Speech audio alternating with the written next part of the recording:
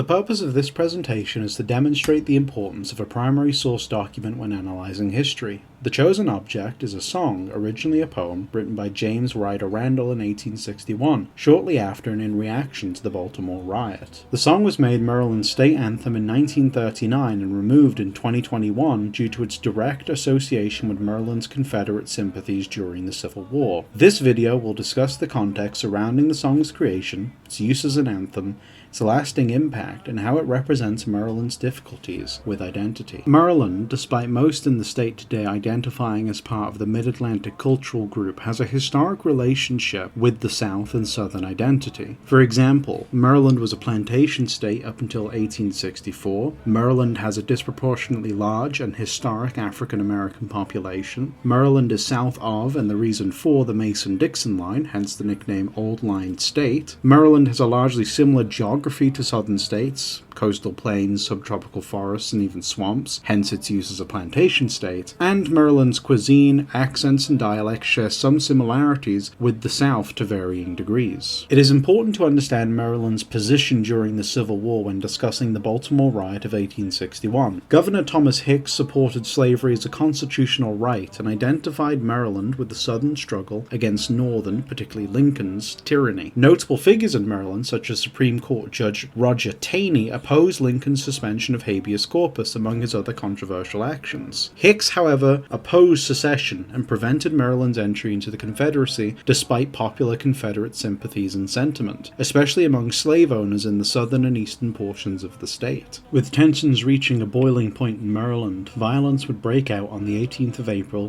1861. Northern troops from Massachusetts were moving through Baltimore en route to Washington, D.C. when they were attacked by a southern mob. The crowd were protesting their deployment against the Confederacy for a potential offensive, either wanting to maintain Maryland's neutrality or protect the Confederacy. The subsequent riot left 12 civilians dead and 4 Union soldiers dead. James Ryder Randall wrote the original poem, Maryland, My Maryland, in response to the death of his friend and fellow Marylander Francis X. Ward, who had died during the Baltimore Riot. Randall wrote the poem in New Orleans on April 26th, that same year, being published shortly after in a local paper. The poem would explode in popularity and reach Maryland shortly after, where it would be introduced to the sisters Jeannie and Hetty Carey. They would adjust the poem lyrically to fit the tune O Loriga Horatius, the same as O Tannenbaum or O Christmas Tree. It would be first published in Baltimore by Miller and Beecham Publishing Company. Hetty decided to publish the song anonymously as C.E. and in alternative later versions as A Lady of Baltimore or a Confederate, fearing imprisonment. On an interesting note, most Confederate sympathizers arrested in Maryland were imprisoned in Baltimore's Fort McHenry. This is where Hetty was afraid of being imprisoned, living in close proximity to the fort. Prominent Marylanders held in the fort included Baltimore Mayor George Brown, John Merryman of the Merryman case,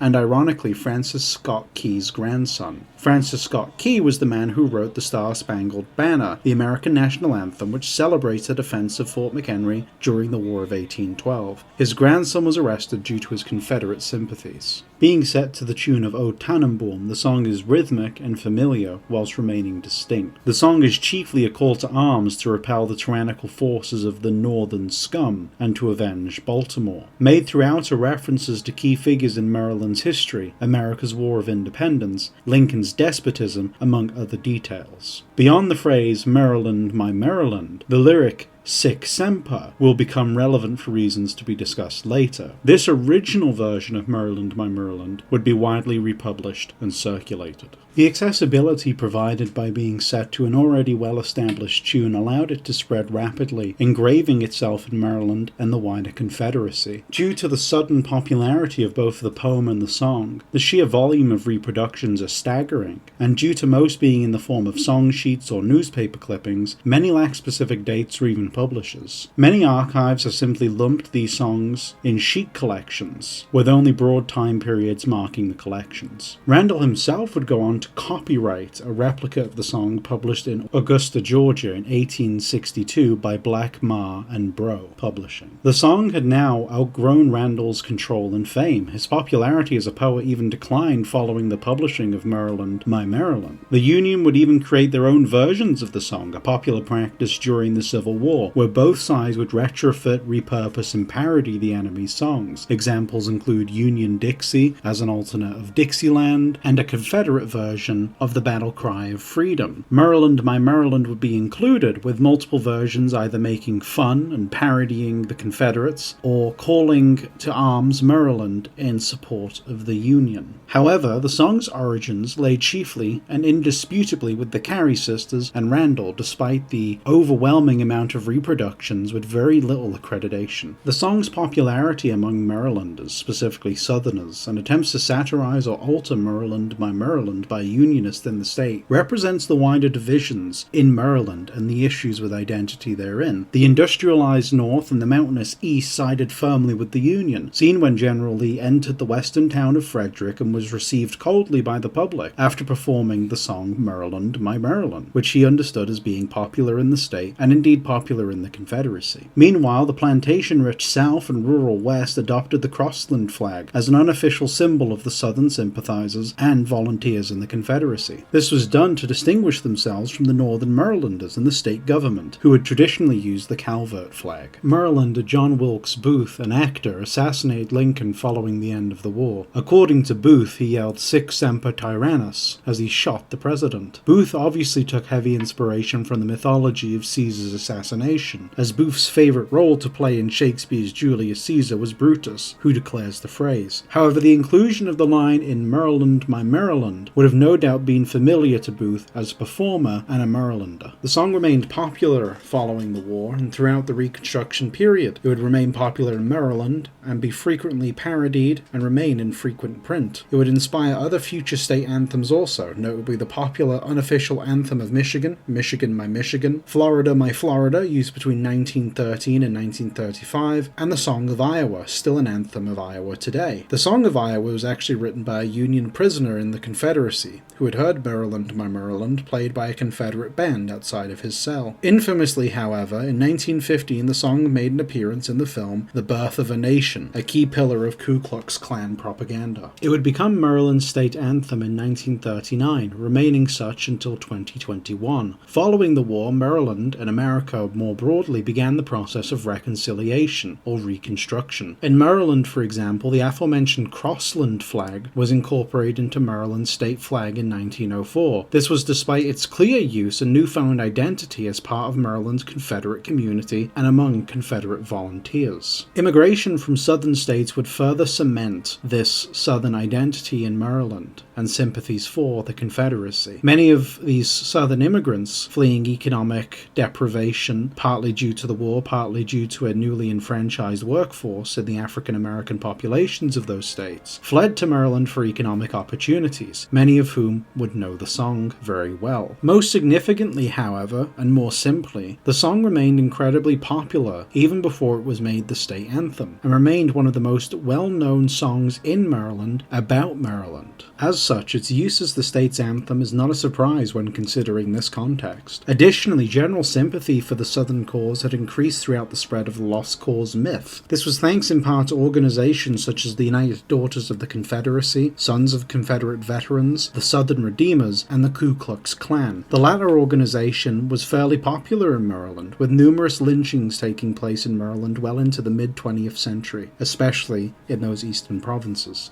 On an interesting note, Darrell Davis, the man famed for befriending members of the Ku Klux Klan as an African American, met his first Klansman in Frederick, Maryland, beginning his journey. As such, the choice to make Maryland, My Maryland the state anthem was not a difficult one, as the state retained a strong Southern identity, with a general sympathy and forgiveness towards the Southern cause being prevalent at the time. As a state anthem, the song would now be sung in schools, at state ceremonies, cultural events, especially sporting events, and be used by organizations within the state, such as universities, the National Guard, branches of the military, many of whom still use the anthem today. It is important to note, though, the song becoming an anthem didn't seem to change much, as it was already being used by many organizations and for many purposes in Maryland to represent Maryland. For example, the Peak Nest Stakes has been using the song since 1909. The decision only seems to have have made it official. Musicians such as Tennessee Ford, a folk history singer, and Bing Crosby have also covered the song since it became a state anthem, maintaining and even amplifying its popularity. Behind the scenes, however, Maryland's identity began to shift. Maryland shifted away from the South, becoming much more closely associated with the new mid-Atlantic culture, placing much of the old lower Northwest, including the once prominent southern state of Virginia, New Jersey, Delaware, Pennsylvania, and New York. Why this occurred is a matter for debate and beyond the scope of this presentation, but some reasons include the placement of the nation's capital between both states, Virginia and Maryland, the subsequent expansion of the DC metro area, immigration from the north and outside of the United States, the higher percentage of African Americans in the state, and Maryland's more favorable experience during the Reconstruction period. Due to its explicitly anti-Northern and pro-Confederate lyrics, intention, and association, multiple attempts were made to remove or revise the song. While certain parts of the song fell out of popularity, the state anthem remained unchanged. Members of Maryland's General Assembly began efforts to revise or remove the anthem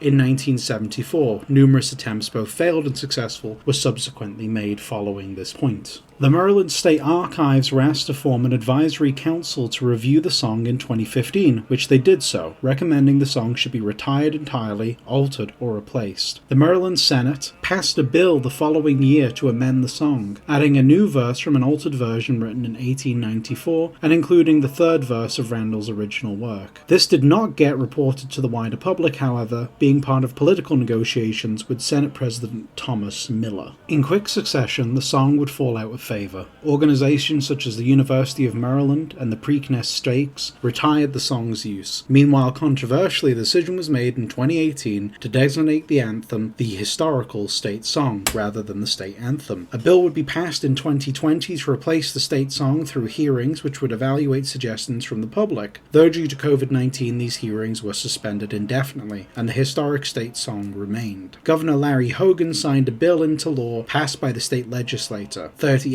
to 95 in the House, unanimously in the Senate, to entirely retire the song, no replacement being given. Governor Hogan was quoted as saying, "We're repealing the state song. It is a relic of the Confederacy, which is clearly outdated and out of touch." In conclusion, Maryland's state anthem reflects Maryland's experiences during and following the Civil War. It encapsulates a forgotten identity and past, one intentionally far removed from the Maryland of today. The state anthem is one of many relics of the Confederacy being purged from Maryland's memory, from statues to names. While Maryland's state flag remains for now, even the flag, much adored, beloved, and flaunted in Maryland with pride, is being criticized. This reflects the broader shift in Maryland, away from southern roots and towards the mid-Atlantic. The state anthem is a vital piece in understanding and observing this historic cultural shift in Maryland, and understanding Maryland's unique historic position in the Union.